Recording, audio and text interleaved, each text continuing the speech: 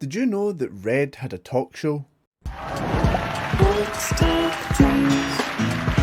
Yup, I'm not kidding.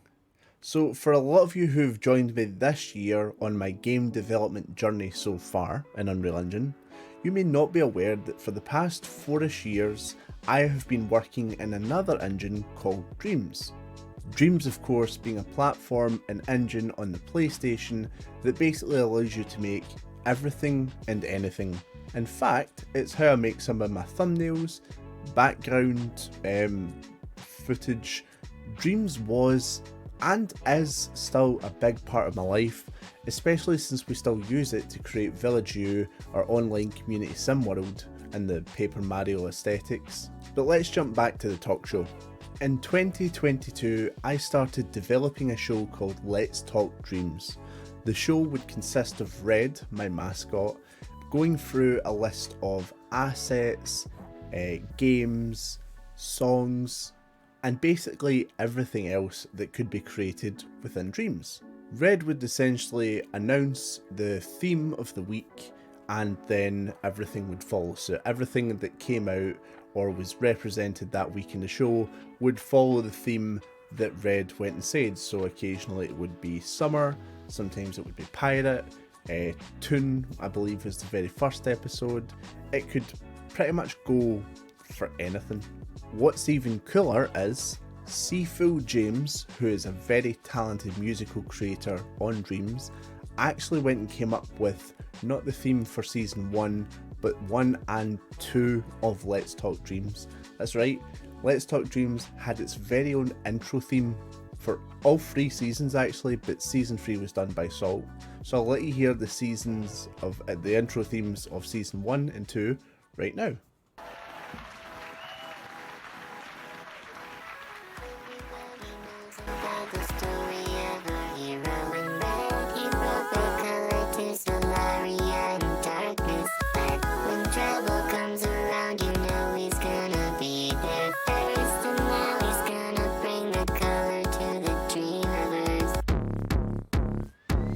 Hello everyone, and welcome back to the final episode of... So that was season 1's theme. That actually came from Seafool James remixing one of his original songs, Hyperpop, to fit lyrics that were to do with Red, and of course, Let's Talk Dreams. For season 2, however, he created it completely original for the show, so let's have a listen to that. Let's talk dreams.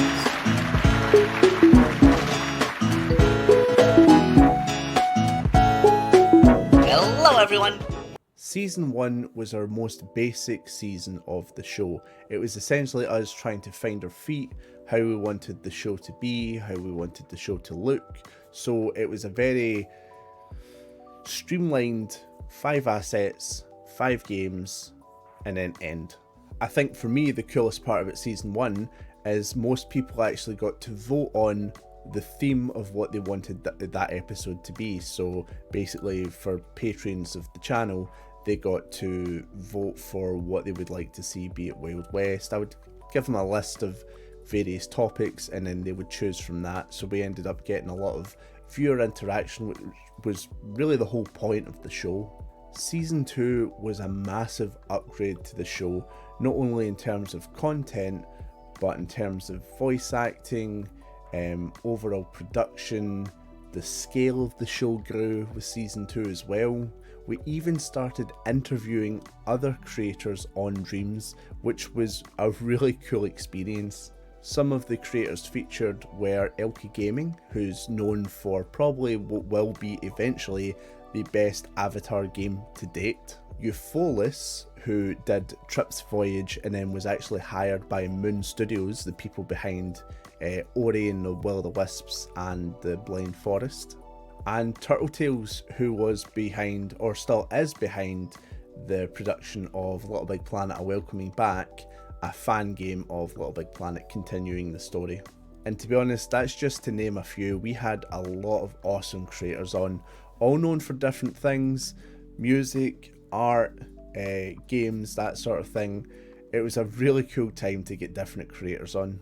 Aside from interviews, season 2 went and introduced things like a max of 5 assets being shown off, 5 games, although that was standard before, but we also had community events being shown off, and things like release of the week. While the scale in production was awesome, it was definitely a big undertaking. Trying to get these episodes out weekly was definitely a challenge for the time. But the views were there, people loved the show, people really wanted to interact with it, and honestly, in my humble opinion, Let's Talk Dreams was probably one of the most unique things to ever be put out on Dreams. Season 1 featured 10 episodes, Season 2 featured 11, and I think Season 3 was 5 episodes. We actually never put out the final episode of Season 3 due to other things that were happening at the time. But even the jump from Season 2 to 3 was a big upgrade as well. The studio looked amazing, and we ended up adding this thing called the community board, which was basically a billboard that allowed people to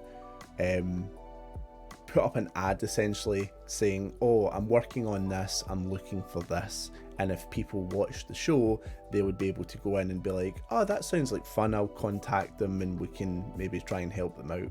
Fun fact, that is actually how I managed to meet Salt, the musical creator behind the Phantom Castle series, the person that's doing the music behind The Paper Red, and Cethos went and saw Let's Talk Dreams and decided to pay one of my streams a visit, and that's how we were introduced. So Let's Talk Dreams actually managed to bring in 2 of the most creative people and helpful people that I'm currently working with now.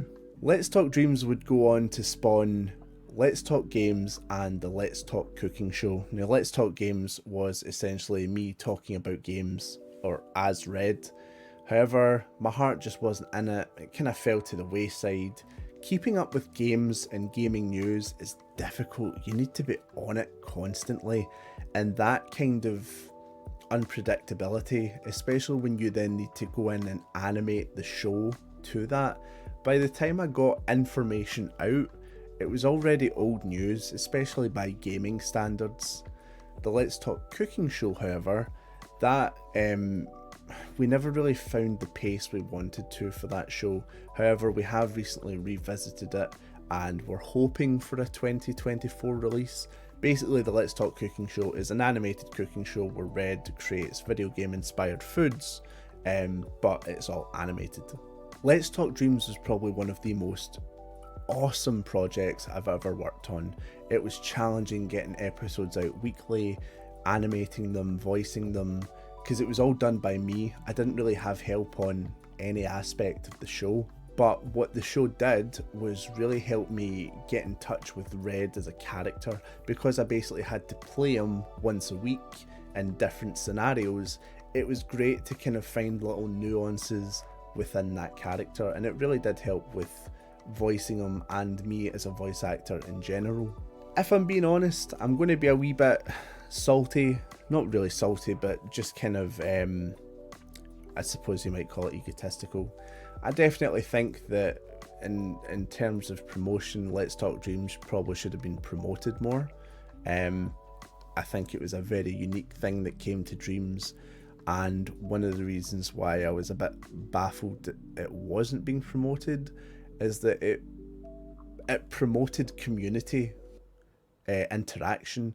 It promoted people coming together and collectively helping each other, coming on the show, showcasing work and that sort of thing. It garnered its own community within Dreams, and I think that if it had been promoted more, I think getting a lot of more people involved, I mean, it's what you want in a community driven game. So I was a wee bit frustrated with the fact that it wasn't promoted as much as I would like. But I think, I mean, every creator, if you've made something and you don't think that it's getting the visibility that you think it deserves, you're always going to be a bit like, eh. So yeah, that's probably my own ego, but it is what it is. Though over time, my passion for Let's Talk Dreams kind of did diminish. I have always wanted to bring it back, but for a YouTube audience. but I'm not quite sure of the topics to tackle. I'm not quite sure of how to make it, how often it will be made, and that sort of thing. So it's been quite difficult trying to bring it back. Plus, YouTube is not very friendly when it comes to short animations. It doesn't promote them very well. I think a video under 5 minutes tends not to get promoted quite well on YouTube, especially nowadays with the algorithm and the way it is. The algorithm rewards interaction and just does not let creative videos be creative and seen at the same time. So if I ever do find a way to kind of introduce Let's Talk Dreams, or not, it wouldn't be called Let's Talk Dreams, it would be called something else, but the style of the show to YouTube, I think that would be pretty fun. I would definitely be down for that. And the way Dreams works is it would be quite easy to do, just because Dreams is really good for being able to mass produce, in a sense, good amounts of quality content in a short period of time, just because of how the workflow is achieved. So yeah, eventually maybe it will resurface again, but probably not for a while. And that's how I went and made the most successful talk show on Dreams. In fact, it was probably the only talk show on Dreams. I don't remember hearing about any others. But if you enjoyed this video, consider leaving a like, subbing to the channel, checking out the backlog of content that we've got. Doing these types of videos are always fun, so I hope you enjoyed, and I'll see you in the next one. Bye.